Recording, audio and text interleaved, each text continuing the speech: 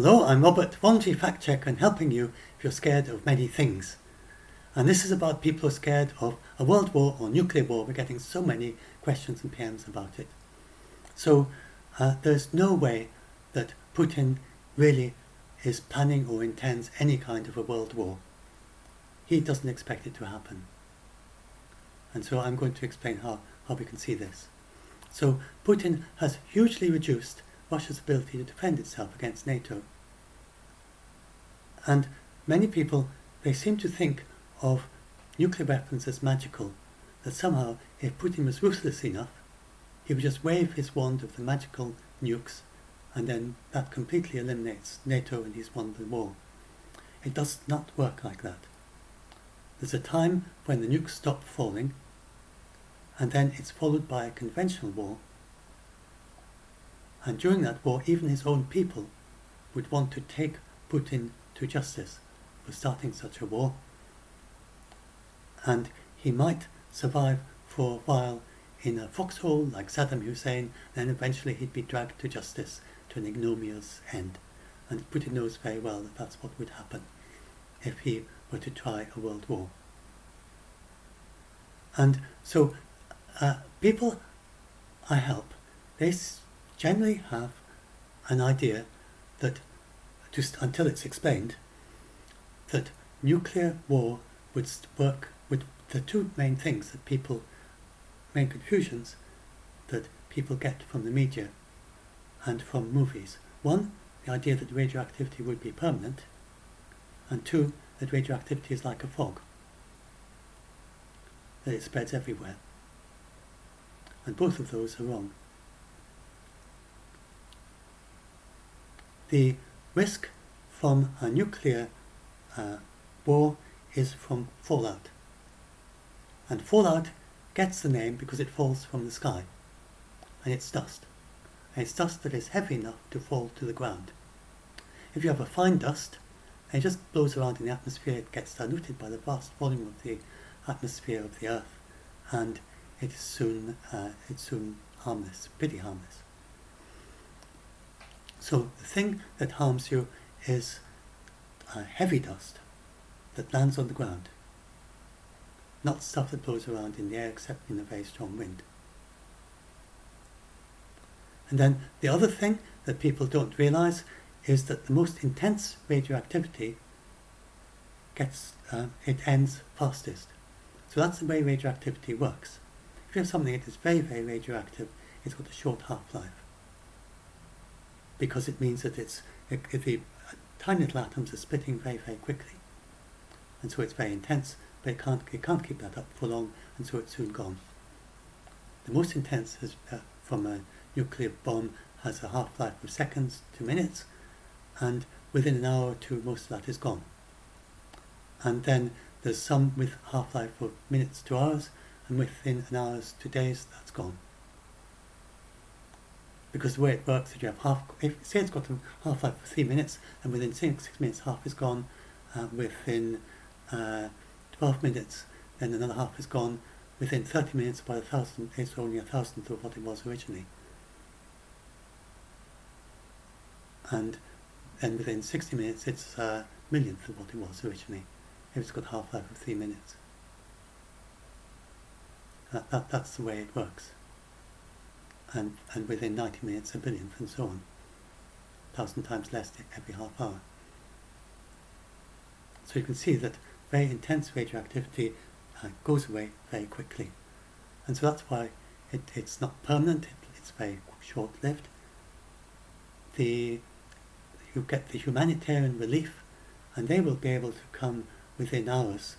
They'd be able to come in with hazmat suits to protect themselves from the dust. The dust is no longer nearly so dangerous by then, and in closed vehicles, within 2-3 hours, it's safe enough for emergency vehicles to arrive and to take for the first responders, as long as they're trained to work with nuclear radioactivity. So that's one thing people don't realize. So this means that it's the harm of the nukes, like nuclear, it's the explosion and it's the fireball that's just like with any explosion. You're not going to survive that if you're right in the middle of it. But because it's an airburst, even if you were in a basement, say, immediately below the airburst, then you could well survive, as long as you're in a reasonably fireproof room. And you wouldn't have radiation sickness. And so if you get indoors within 15 minutes before the dust falls, and you keep away from the dust. So most people would survive a nuclear war. There would be first responders there very quickly. And the military, of course, are trained in this, and they would survive. And Putin would lead literally millions of nukes to try to defeat a conventional force with nukes. And he doesn't have that. He has 1,500 that he can use, a little bit over, a little bit under, I'm not sure. And then 2/3 of those would be shot down, so he'd have 500 left. Then he has his tactical nukes, but they're no use for attacking far away. So there's no way that Putin can win with nukes. And if there was nuclear war, then he would lose the conventional war. He'd be taken to justice, and like Saddam Hussein in his foxhole, he might last out for a bit if he had some loyal people who tried to protect him, but he wouldn't last long. And Putin is someone who likes luxury, and he likes palaces and Fabergé eggs, and he thinks of him Tsar of Imperial Russia, kind of modern-day Tsar. So then the other thing to bear in mind is that one good thing that Trump did is that under him, the United States changed its policy about nuclear weapons. It no longer does MAD. It no longer responds to nukes with nukes. And this is very appropriate for Russia, because it is clear that Russia its conventional military is very feeble.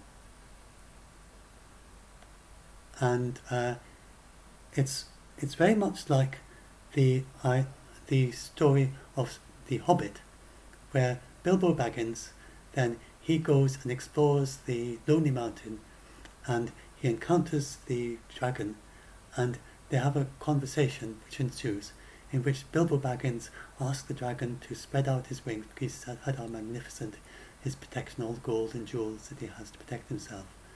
And then he says, "You spread out your wings, I really want to see how magnificent you are." So he spreads out his wings, and Bilbo sees a great hole under his shoulders, and in the area of his shoulders, around his breast and his shoulder. And this is what he'd heard about through rumours. And so then after that, his aim is to get away as quickly as possible to avoid the dragon. And so he gets away with that information. Well, that basically is what Russia has done. By invading Ukraine, before Russia invaded Ukraine, NATO thought that Russia were really quite a good army. But they've showed themselves all to be like theatre props with a great big bare underbelly, and utterly useless at most things. They only win in places like Syria because they had air control, and they were so much superior to Syria. And so NATO expected them to gain air control over all of Ukraine in the first few days, because that's what NATO would be able to do in that situation. And Russia couldn't do that. And now it's very far from air control. And then as the war proceeded, when the Ukrainians got HIMARS in the beginning of July, it became clear that Russia has no defences against HIMARS. It can't stop it. Its most advanced air defences can do absolutely nothing to stop HIMARS. So that's why Ukraine just hits them wherever they want to, and there's nothing Russia can do to stop it. Absolutely nothing. And they're totally defenceless against HIMARS. Every single shot of HIMARS gets through and destroys whatever Ukraine wants to destroy. And that's been going on since July. And then the M777s, the Ukrainians used to have to fire and then run, and fire and then run, because Russia had counter-battery which is a system which detects the incoming missiles, works out where they're coming from because they follow a ballistic trajectory, and they just fire back and then hit it. But in the last month or so, Ukraine has had delivery of HARM, which is a system from NATO which they managed to fit to their MiG-29 jets, although it's designed for NATO jets. And then this system detects when radar is switched on and then immediately fires and hits it. And so now, whenever Russia switches on its radar to try to detect incoming missiles, the radar gets hit by HARM. And Russia has no defences against HARM. And so the M777s, they now sit and fire from the same spot because they have no risk of Russia. Russia just doesn't even switch on its radar because it's afraid to get hit by HARM. So the NATO has its F-35 jets, the modern jets. They're almost invisible to radar anyway. They're fitted with HARM. They could just fly over Russian defences and they can destroy anything that tries to switch on its radar to look for them. And it's clear that Russia has absolutely no defences against that. And then the missiles that NATO has, they can just hit Russia anywhere and it can't stop them. And you're talking about the very best defences that Russia has. So Russia has no chance against NATO in a world war, and they know that. And then since they would know that very clearly since HIMARS and since HARM, they maybe didn't know that before.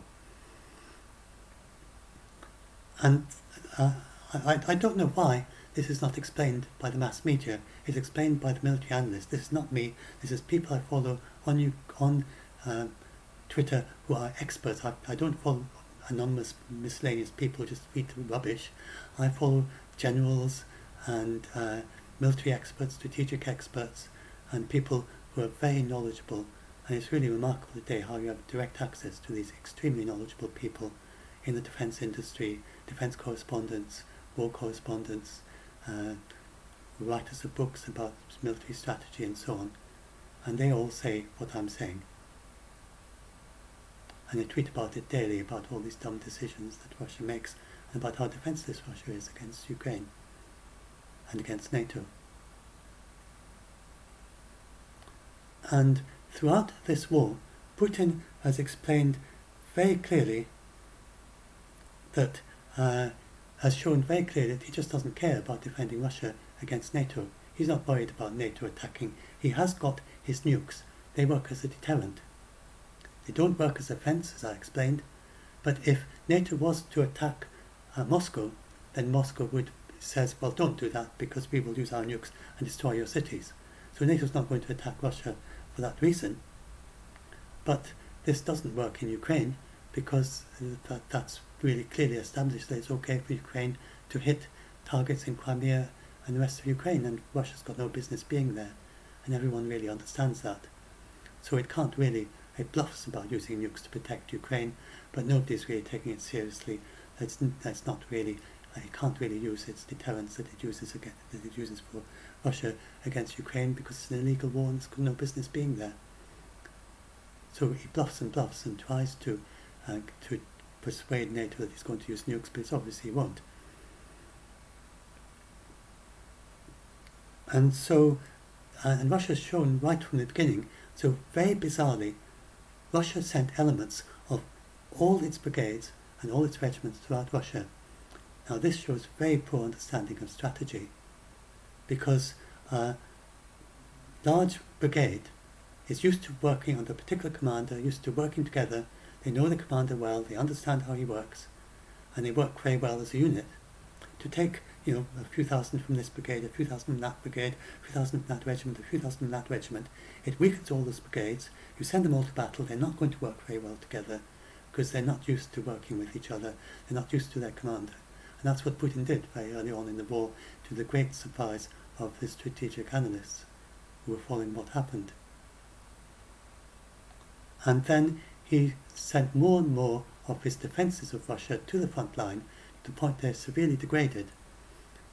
And he sent pretty much its entire First Guards tank army, and this is used to protect Russia in the case of a NATO invasion.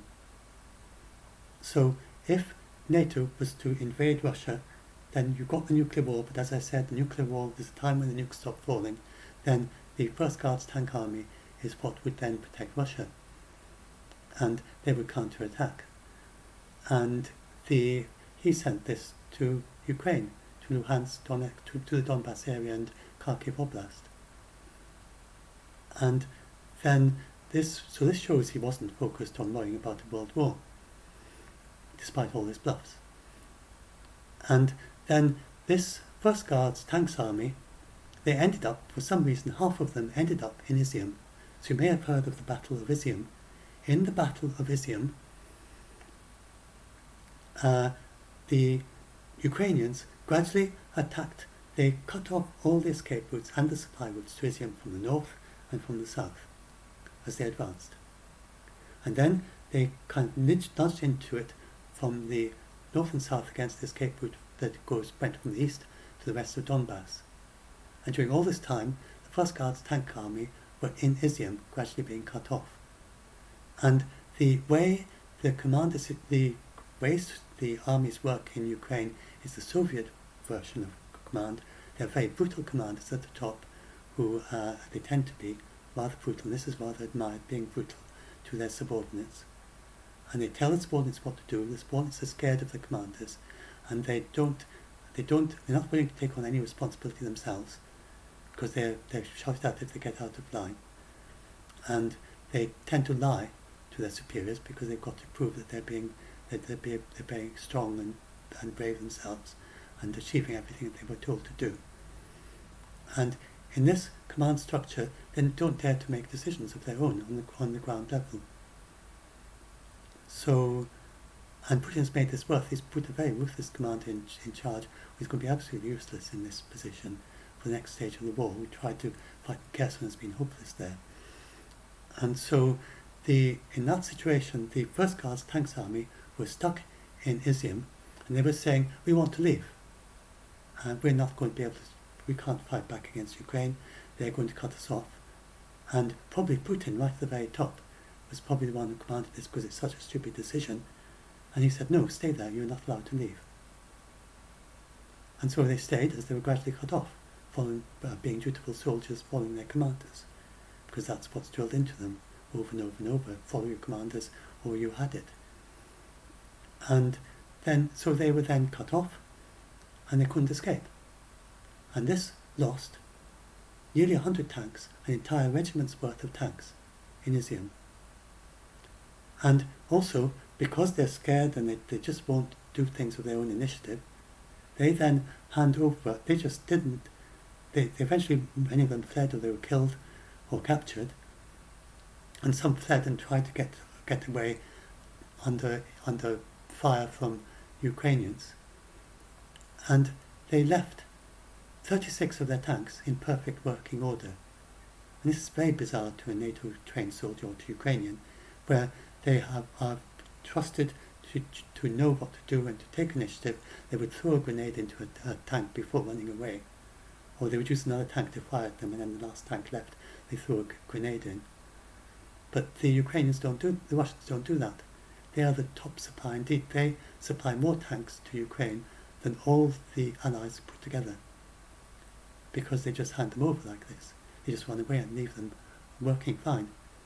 So 36 of the best tanks that Russia has are now on the Ukraine side fighting against Russia. So Russia has now severely degraded. So this is the comment, and I'll just have to read it out proper. Oh, no, I think I can remember it. Russia's conventional force designed to counter NATO is severely weakened. That's what the Ministry of Defence in the United Kingdom said. And they go on to explain that they're weakened for years into the future as a result of that one decision in one day. They were severely weakened, and so Russia's ability to protect against NATO is very, very weak now.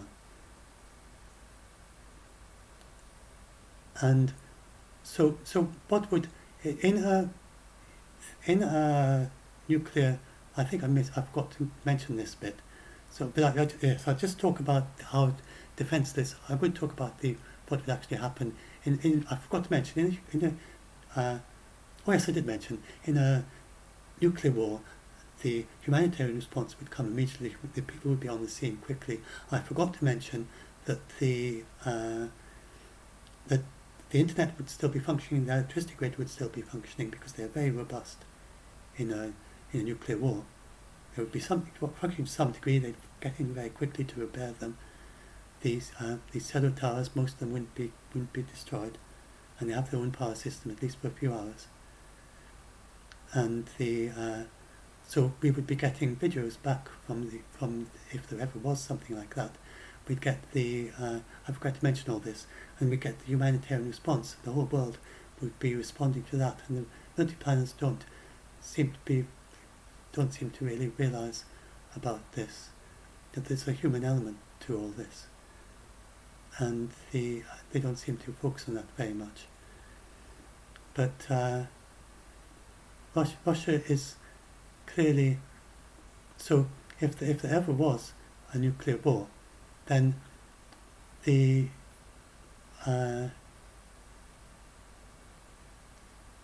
then the whole world would be focusing on the humanitarian effect, including the Russian people. There's no way they'd support it. They couldn't hide it from the Russian people. So that's why Putin, he'd end up being a pariah of the world, and he'd be like Saddam Hussein in his foxhole trying to hide away in some little hole somewhere if he did try to escape. And so sorry, this is a bit confusing how I presented, but hopefully that helps. And so I don't think I've explained that about. So he's just completely depleted the Russian defense against NATO. He's left only 6,000 soldiers in the entire Baltic region. That's including Kaliningrad, which is a little enclave of Russia surrounded by Baltic states on all sides, and the Baltic border. Only 6,000 soldiers there. He's basically defended by the threat of deterrence. That he'd use nukes if he was invaded. That's the main thing that now defends Russia, because it's clear that their air defences are useless. He sent 3 of his, these are older systems, but even so, the newer systems wouldn't do much against NATO either. And he sent them to the war, and because they're useless as air defence in the war now, they're being used to attack civilians. And they're not very good for that either, because they're very fast-moving light munitions. They're not very good for ground targets, but that's what Russia's using them for now. It's now using its air defences in Russia to attack civilians. And we now are, of course, getting Ukraine is now getting lots and lots of protection, is being sent there at last, hooray. They've got quite a lot of their own, and they're going to be the best air-defended nation in the world, probably, in the near future. And then Russia will lose its only remaining tool it's got of trying to terrorise civilians in Ukraine, which is never going to work. So, I think I've covered most of this. So you can see from that Putin does not expect a world war with NATO. He's not trying to protect Russia at all.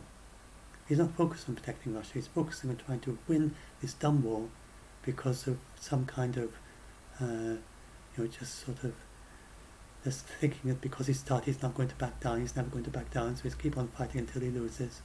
Annexing will do nothing. His soldiers are absolutely useless as well.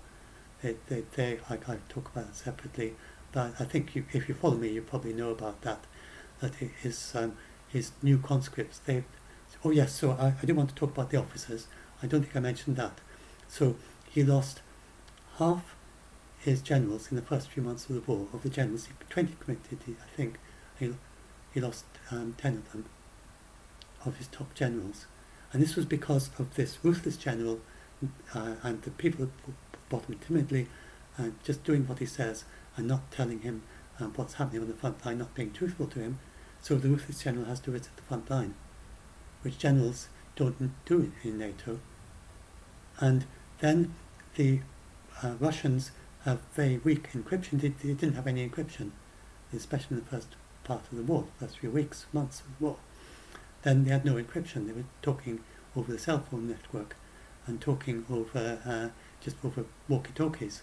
And there were any Ukrainians with walkie-talkies were interrupting the conversations and joking back at them and telling jokes about them, and they're recorded. You can go and listen to these recordings of conversations between the Russian soldiers and their superiors in the war, saying, please send us air defense, they're not arrived yet, and stuff like that.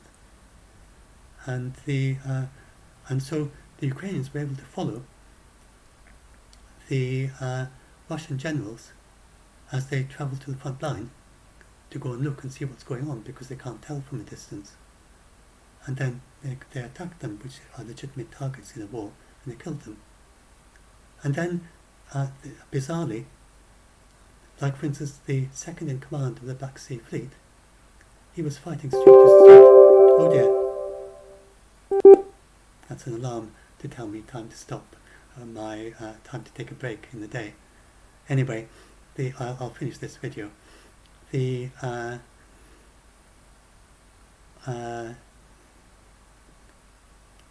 So the admirals an admiral was fighting street fighting in Mariupol, of all things, when he was killed. So Putin is sending some of his most experienced and most equipped officers to the front line in Ukraine. And sometimes because they have to go and see what's going on, and sometimes they're just fighting there. And goodness knows what he was doing in street fighting in Mariupol. And he's just misusing them, sending them in the wrong places.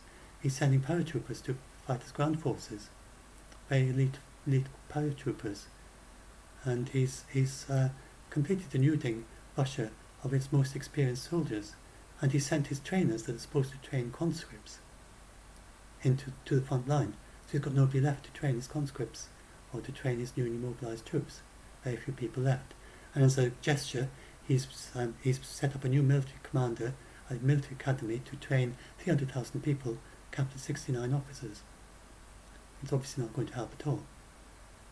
And he's demolished most of the training facilities of the Soviet era. So this is why he couldn't get together a significant force of soldiers in 2 weeks, because that's just not enough training to be useless against the very highly trained,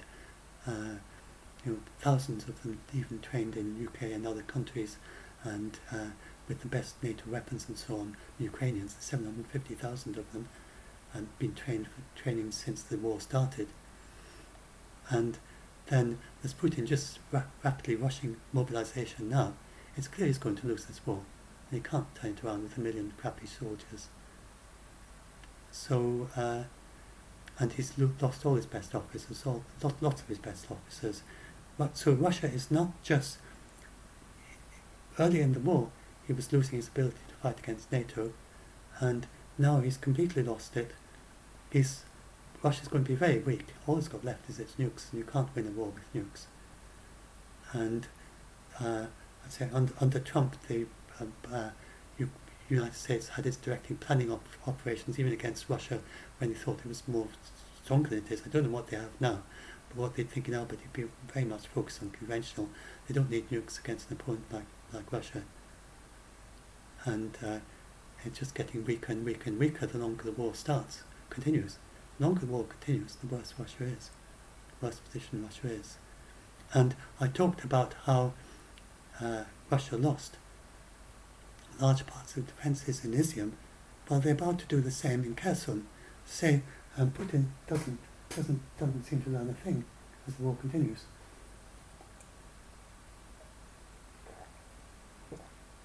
He just makes the same mistake over and over. He's got no idea about strategy. So just as he lost his half of his first guard tanks army in Izium, he sent loads and loads of soldiers, 15,000 soldiers to Kherson, and he sent the loads, a lot of his best equipment that he's got left is in Kherson. And they keep asking, it's the same as with Izium, they keep saying to him, we're not going to be able to defend Kherson, let us go back over the Dnipro River, where Ukraine has cut most of the bridges has cut all the bridges over the Dnipro, so they can't be used for heavy vehicles.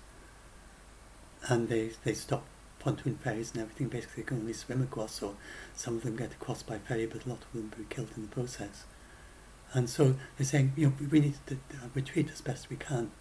And Putin's saying, no, stay there. So he's just making the same mistake again. And it's pretty clear, and this is just like with Izium, it was clear for days, and people were commenting on Twitter and saying, look how vulnerable they are in Izium. And so I was following people on Twitter saying, they're very vulnerable, they're going to lose a lot in Izium, and why don't they retreat? But they're not retreating. And Putin would just need to go on Izium and on Twitter and follow some of the best military analysts there. And he'd have a much better strategy, but he doesn't. So on Twitter they're now saying, look what he's doing in Kherson. He's going to lose a huge part of what's left of his army in Kherson. And yet he's doing nothing about that. He's just telling them to stay there. So this looks like there may be a counteroffensive going on right now. There seems to be the start of one. And whether they'll take Kherson right away or whether it'll be a little while yet, but the attack on the Kerch Bridge was clearly a preparation for the final offensive against Kherson, because most of the supplies from Ukraine have already cut through the other supplies from Russia to Kherson. The main supplies now go through Crimea, and cutting through the Kerch Bridge severely reduces those supplies and makes it very difficult for the Russians to supply Kherson even over these damaged bridges. And it makes it very difficult for them to supply the east side of the Dnipro River, because as the Ukrainians advance down on the west side, they could be attacked by forces on the east side. But it's very difficult for Russia to supply them now because of the Crimea bridges cut. So it's clear they're probably just waiting a few days for the Russians to run out of supplies there before they start a proper counter-offensive to liberate Kherson, or as much as they can, of Kherson region. And this is, plain as the nose on your face. And yet, Putin's doing nothing about it. So in a separate video, I'm going to talk about tactical nukes. So I hope you can see now why Russia is not going to use, is not planning for World War. It's clear that Putin doesn't expect a World War. He's not even thinking in those terms. He's just using bluffs, and bluffs that don't work, because it's clear it's an illegal war, and it's clear he can't really use his nuclear bluff. And he's just been called out on it again and again, and it's become the norm that Ukraine that's 3 big attacks on Crimea: the Kerch Bridge, the Crimea, the Saki air base, a big attack on a railway station, on a railway munitions dump. And Putin just says smoking accidents, or he denies it. In the case of Kerch Bridge, he claims it's terrorists, although it's pretty likely it's a missile. And he's not going to use nukes no matter what they do in Crimea. It's just gradually they'll do more and more and more serious attacks against Crimea. And there's no point at which it makes any sense using a nuke, because it's clear his annexation of Crimea is illegal in international law. And he's put that at the same state. He's not trying to protect Crimea, because he's put it at the same status as Kherson and Oblast and Zaporizhzhia and all the others. So he's going to lose Crimea. The experts I follow are pretty certain about that too. It's just a matter of how long it takes. And it's not a thing he can do. And so I'm going to talk a separate video about tactical nukes. The short summary for tactical nukes is that they would achieve absolutely no military purpose. His soldiers can't fight are not trained to fight amongst fallout. The Ukrainians, with their fast-moving Humvees, as I said, within a few hours, it's safe for emergency vehicles. It'd be safe for soldiers in a Humvee to go zooming over the fallout, and within a few hours. And the Russian soldiers, with their slow-moving tanks and their badly trained soldiers, they'd be far worse affected by than the Ukrainians. So they have absolutely no tactical use. They haven't prepared, they haven't sent hazmat suits to the front line for all their soldiers, which would be a very difficult thing to do, especially now with all the supply cuts and NATO and US defense. You can read my article, I talk about all that. They see no sign of Russia preparing for nuclear war, which would make no sense.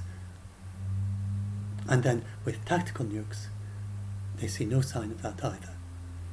And the only real sense in a tactical nuke is this continuing this idea of terrorizing the civilians of Ukraine, which is clearly not working, but there is an element of the ultra-nationalist Russian community that think that it makes Putin seem strong if he attacks civilians in Ukraine and attacking their civilian infrastructure. So this same community thinks it makes Putin look strong if he uses a tactical nuke. Although none of them suggest a tactical nuke as a response to the Kerch Bridge. So maybe when push comes to shove, they don't think a tactical nuke is a good idea. But they talk rhetorically about tactical nukes for sure. So there's a question about whether Putin would use a tactical nuke, and it's an absolutely stupid thing for him to do. He would lose the support of China, lose the support of India. The only benefit he gets from that is some domestic approval for a short time from his military bloggers saying, yeah, he fired a tactical nuke at Crimea, what can you do about that? But and then there's another possibility that Zelensky said that Putin, if he says that Russia won't use nukes, an inadequate man might say, yeah, so really? Here goes, I'll use it. So he might just use it to prove that he can, as it were, if the NATO rubbed him up the wrong way and said that he can't. So those are about the only way he could use it. But then, so in order to counter that, so maybe I'll just keep that in this. Maybe I don't need a separate video. It's quite quick to explain the basic points. I'm going to do a blog post about it. So the United States, Jake Sullivan has said privately to the high ops in Russia, we get to Putin. I don't know if he talked directly to Putin. And he has said specific things that will happen if Putin uses a tactical nuke to terrorize the Ukrainians. And it's not clear what he said, but General Petraeus gave some hints at it. And he said that it most likely includes targets in Ukraine, targets in Crimea, and targets in the Black Sea. Now, the only targets in the Black Sea are the Black Sea Fleet. And with the HARM anti-radar and the HIMARS, then Russia, the NATO for sure, they could sink, I think it's pretty certain they could sink the entire Black Sea Fleet with their longer range missiles, which they haven't provided to Ukraine. They could sink that fleet in half an hour. They'd all have holes in them, all the ships would have holes in them like the Moskva, and they'd be gradually sinking and there'd be no way they could save them. And they'd probably start, like the Moskva, start sailing for shore, but they'd sink before they get there. And there's no way that Putin could say they all had fires in the engine rooms, like he said for the Moskva, and they all started sinking heavy storms. That would be preposterous. So, so probably Jake has said, so this matter of pride and humiliation. So Putin would be trying to humiliate the Ukrainians by using a tactical nuke, and to give and to get the cheers from his military bloggers, and the NATO. Jake Sullivan says if you do that, your entire Black Sea, we don't know what he actually said, but he might have said your entire Black Sea fleet will start sinking within half an hour after that, which would be incredibly humiliating for Putin. And they'd have other targets would be based on humiliation. I mean, who knows, maybe they destroy the Kerch Bridge in a very humiliating way, or maybe or damage it, damage it in a very humiliating way, or they make the Sevastopol harbour useless for the military, because that's a big pride of Russia, or something in Ukraine, in the held areas of Ukraine. Maybe they destroy all their fighter jets in Ukraine. Whatever it is. So So the United States has some incredibly humiliating response if Putin uses a nuke against Ukraine. And so that is the reason why he won't use a tactical nuke against Ukraine, because it'd just be utterly humiliating. He maybe doesn't even care about China and India, and he's so short-sighted that he's just focusing on winning this war and his own personal reputation against his domestic audience, but he would care about that. So, and then I just want to say a little bit about the people who this video is for. So I'm not doing this video for military strategists or for people who are just scared in an ordinary way. And I'm doing this to help the people in our group. So many psychiatrists are not aware of this, I don't think. That some people get anxiety disorders, PTSD, general anxiety disorder, things like that, just from words. Not a single thing happened to them physically in their life. And you get people panicking, literal panic attacks, vomiting, that sort of thing, multiple times a day, just based on these words from the mass media. And the people who are vulnerable in this way, and these are the people I'm doing this video for. So some of the people watching this video, I know, are panicking multiple times a day with true panic attacks. Not just a panic like, did I leave the oven on when you leave your house? My mum always used to panic about whether she left the oven on when we went to church on Sundays, and but it's not that kind of a panic attack. It's a panic attack about whether a real panic attack where your heart is racing, not a mild panic attack like that. Or did I leave the? And I panic when I leave the. When I go on. When I'm travelling, I seem to have inherited from my mother. And when I'm travelling and I leave, I panic. Have I got the keys? And I check and double check. Did I remember to bring the keys with me? Have I remembered to bring this and that? So it seems to run in the family. Anyway, but it's not that kind of panic attack. It's really, it feels like a heart attack. Breathing fast. Vomiting with fear, which I've never vomited with fear, but apparently it happens if you've got extreme panic. And so there are people like that panicking every day who are watching this video. And this is the one I'm doing it for. And so if you've been panicking since the start of the war, and just based on words, not based on anything happening to you, and so if you've been panicking since the start of the war, then it's not going to stop instantly as a result of this watching this debunk video. So just bear in that mind, I talk about them as anxiety spikes. And a therapist help a huge amount, but they're not magical. And you likely continue panicking even with help from a therapist. They have things called cognitive behavior therapy, which is not talking about what you did as a child or anything like that. It's a very realistic, practical, in-the-moment ways of helping you in dealing with the thoughts and how they arise and how to deal with them and how not to get panicked by them without fighting against them, just letting them be. Very practical advice on how to do that and how to deal with obsessive searching, things like that. These are things you can get advice on how to do that. And a therapist who are trained in cognitive behavior therapy can tell you how to do that. Practical tools, things you'd never think of doing yourself. That they have learned over years and working with patients, they found out this works. Many strange techniques, including one involves tapping your face while you sing. Who would think that would help? And there are a wide range of tools. Some work for some people, some for others.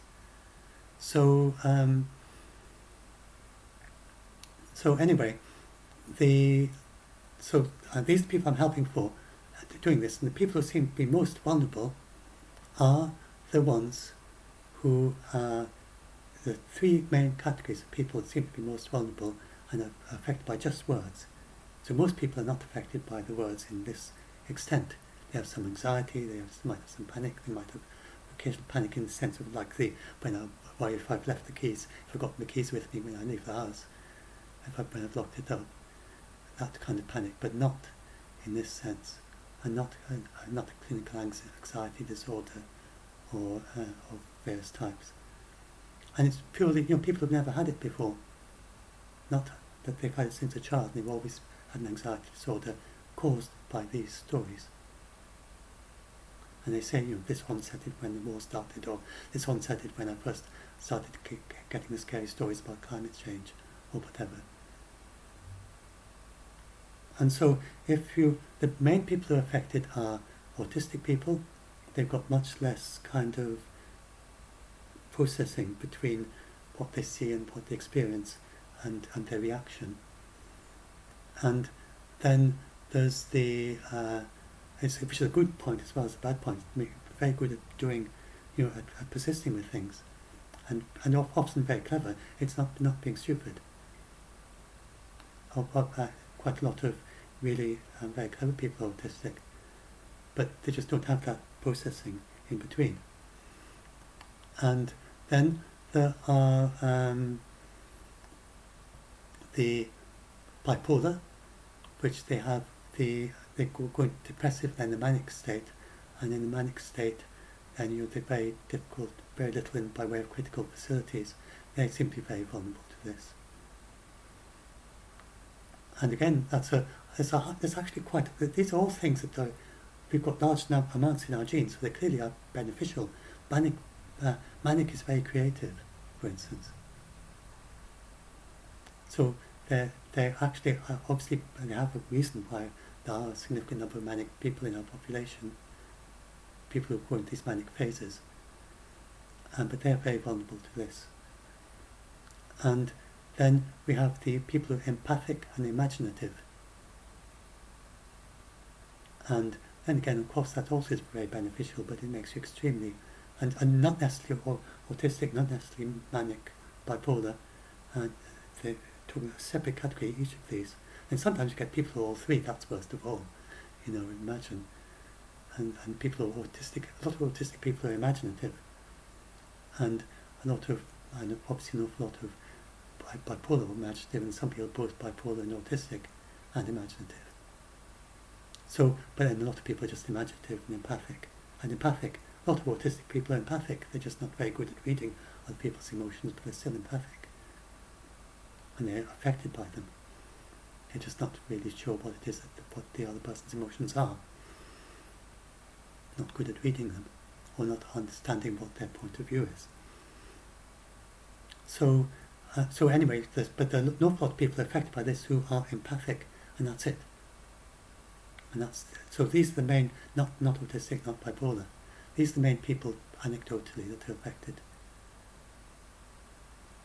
And then, so just a shout out for our group, if you are watching this video, and if you are good at working with people with these conditions, if you are scared, obviously, then you're here. If you're good at debunking, if you're good at factual debunking, then all this is very welcome. And do look at the rules at the head of the group when you join our group, our Facebook group called Doomsday Debunked. So I'll put a link to that in the description too. Anyway, so hopefully this helped all of you. So if you get these frequent panic attacks, then remember that it's not going to, it doesn't magically end, that you're likely to keep on getting panics, but do try and remember it's absolutely clear. And so you just got the logical side, then you've got the emotional side and the authority side, and then you just try and be, just keep remembering all this, that it's clear that Putin himself is not expecting a world war, and the United States military defense, they say over and over again, they see no signs of preparing for a world war or using tactical nukes. And that politicians, they are not aware of the effect of their words on mental health, I don't think, and they're constantly using this for political reasons as well. So they exaggerate the risk of nuclear war as well from their side, because for political reasons, say, this is why we've got to stop Russia, which is, it's a very valid point, that Russia is a rogue state, and they're stopping a rogue state from saying that we're not in a world where by terrorizing you can win wars. So that is also very important. So anyway, so I'll stop and upload it and then put this on my YouTube video, and hopefully this helps some of you.